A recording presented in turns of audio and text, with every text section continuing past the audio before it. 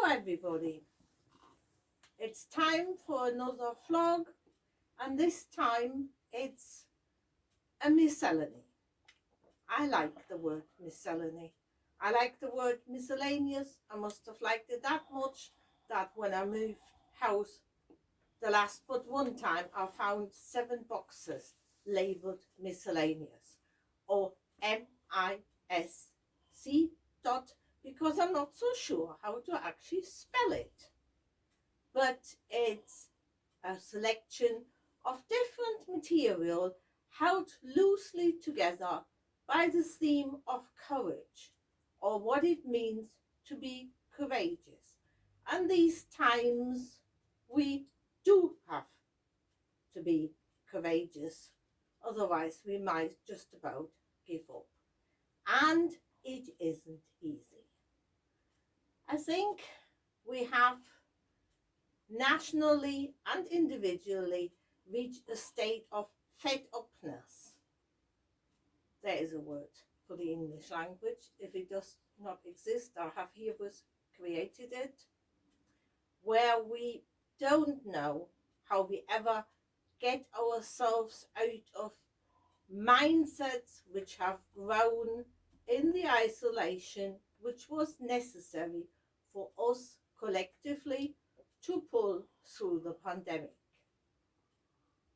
What has it done to us can't be ascertained now, but if we tackle what lies ahead with some courage, we have better chances that the world we will get immersed into, we will return to, we will recreate and probably hopefully recreate better, will be a better world. So much, so good. So let me move straight into the first text, which is by André Moll. All that we share is sacred. As we gather together, may we remember when you share with me what is most important to you. That is where listening begins. When I show you that I hear you, when I say your life matters, that is where compassion begins. When I open the door to greet you, that is where hospitality begins. When I venture out to bring you to shelter, that is where love begins. When I risk my comfort to ease your suffering, that is when I act against hatred, violence, and injustice. That is where courage begins. When we experience the full presence of each other, because of our shared humanity, because of our differences, that is where holy gratitude begins. May this space be a table that is not complete until all are welcome. May this table be a space of beauty where together we create a series of miracles and where all that we share is sacred. May it be so. Wonderful words by André Moll. And it shows again that sacred is a big word for something we can actually just achieve by being human. So sacred is like all the other words we recently tackled, like God, like blessing, nothing to be afraid of. You don't even need courage to be in a sacred space. You just need to be you, your best you, please. People who know me know that I like cooking, and I'm not a particularly brilliant baker. because for baking I would have to follow a recipe. Cooking, by now I can do. I wouldn't say standing on my head. I do say that, but that is, even by my standards, a ludicrous metaphor. But cooking is something which comes to me, and there's a pinch there, and a bit of that, and a bit of that, and 200 grams might turn into 250, and I'm still able to rescue it.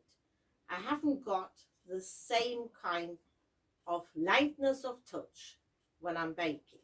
I leave that to my husband, who is more gifted in that department.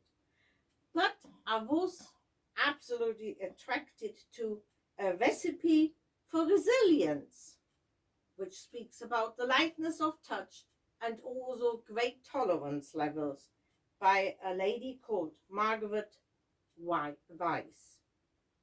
A recipe for resilience.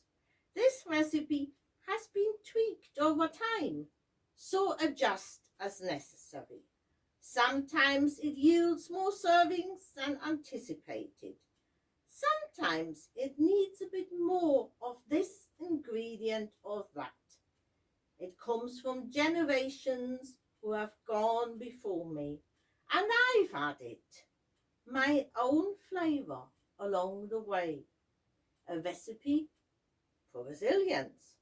1 part courage, 2 parts tears of failure and doubt, 1 part deep listening, 1 part each of both silence and laughter, a dash of trust, a pinch of wonder, and a heaping scoop of naps and snacks. In a separate bowl, mix together family, friends, and those who challenge you to be your best self, those with whom you disagree. Add slowly to a larger pot. Add a bay leaf for, well, whatever it is bay leaves do, and let simmer for as long as you need, which is often longer than you realize or anticipate. Keep the heat at an even temperature, hot enough to cook throughout, but not so hot it burns the bottom. Can be served at room temperature, warm, or even cold if necessary. Serve alongside your favorite soft blanket, dog, cat, or other soft item. Make often, share with others. Hold on to the leftovers. You will need them after a long day that challenges your soul. Have a go and have a lot of success with your recipe for resilience. Listening with the Heart by Gary Kowalski. Maybe prayer doesn't mean talking to God at all. Maybe it means just listening, unplugging the TV, turning off the computer, quieting the mental chatter and distractions. Maybe it means listening to the birds and the insect, the winds in the leaves, the creaking and groaning of trees, noticing who else is out there, not far away, but nearby, sitting so still we can hear our heartbeat, watch our breath, the gentle whoosh of air, the funny noises from our own insides, marveling at the body we take so much for granted. Maybe it means listening to our dreams, paying more attention to what we really want from life and less attention to all the nagging, scolding voices from our past.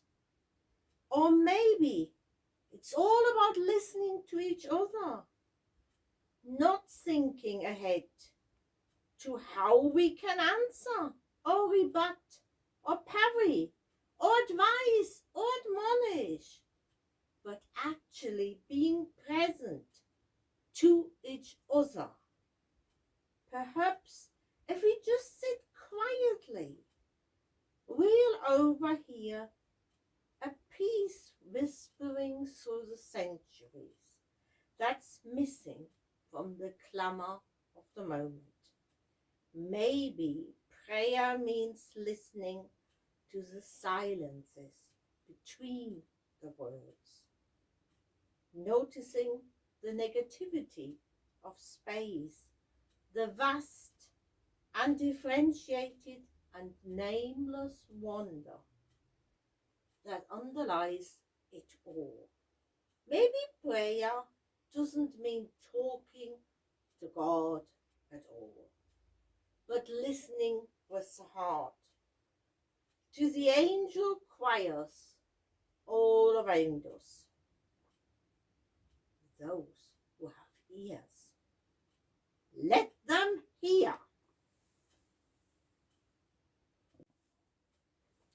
I like this last reading. I like it a lot because it echoes what I feel myself. I don't know to whom I talk when I pray, and I think it's definitely within the realms of the possibilities that I just talk to myself. But I talk to myself in a different way. I talk to myself often in a much kinder way. I'm very critical with myself. I don't think it does me often that much good, but I am. And there are times when I have more sympathy with myself. In those moments, I share, sorry for the mispronunciation, with an entity some people might call God. I think towards the end, it goes a bit tree with the angel choirs all around us. But then I once sent my ex-partner a Christmas card, and I meant it. May you never stop hearing the angels surrounding you, because he believed in angels. As far as I know, he still does. I think these angels are a bit strange, and his whole concept, but what would be a religion if it didn't allow us to live these a little bit strange moments? And this is also listening with the heart, listening to your own heart's desire to be as exotic or as straight, run of the mill as you want to be. Just be you and feel accepted. And if God can give you the acceptance, or if you need to have a God to get the acceptance, then God has a purpose. That is as much as I would like to add to the Kowalski text. Be About the Work by Andrea Hawkins Camper. May we see all as it is, and may it all be as we see it. May we be the ones to make it as it should be. For if not us, who? If not now, when? This is answering the cry of justice with the work of peace. This is redeeming the pain of history with the grace of wisdom. This is the work we are called to do, and this is a call we answer now. To be the barrier and the bridge, to be the living embodiment of our principles, to be about the work of building the beloved community, to be a people of intention and a people of conscience. Salvation by Lynn Ungar. By what are you saved and how? Saved like a bit of string tucked away in a drawer, saved like a child rushed from a burning building, already singed and coughing smoke? Or are you salvaged like a car part, the one good door when the rest is wrecked? Do you believe me when I say you are neither salvaged nor saved, but salved, anointed by gentle hands where you are most tender? Haven't you seen the way snow curls down like a fresh sheet, how it covers everything, makes everything beautiful without exception?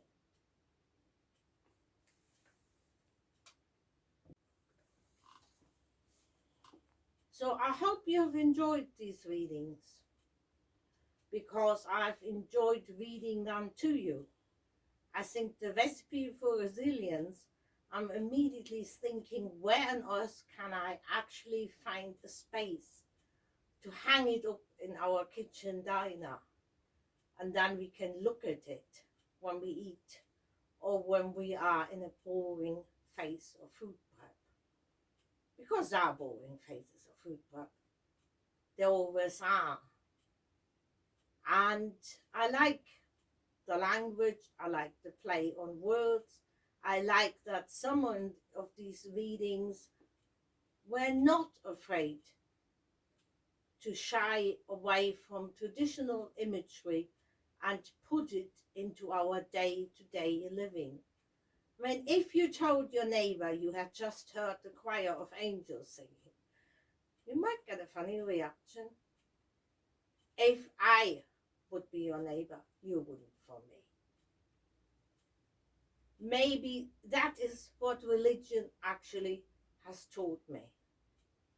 That is definitely what an exposure also to multi-faith events has taught me. Because I once said about somebody's religion having wonky bits, and I was actually put right and put up on it and told that all religion has got wonky bits. Now Morrison Supermarket celebrates wonky vegetables. Let us celebrate our wonky bits in our religion, and let us reconquer words like sacred, like blessing, like God, not leave them to history where they have been interpreted of means of oppression, but let them be means of liberation. A blessing liberates me because I'm able to give one, and it liberates the oppressed because they will be blessed if I do it correctly. What is standing with me and giving the blessing? My lack of courage. We can't live without courage. And courage is a difficult thing. Courage is like that spice in your kitchen. If you put too much in, you ruin the dish and nobody can swallow it any longer. If you don't put any courage in your life, the soup of life will be as bland as everything. But we have no alternative. We can be as discouraged as we come, but going through life without courage, without courageous deeds, we will regret that one as well.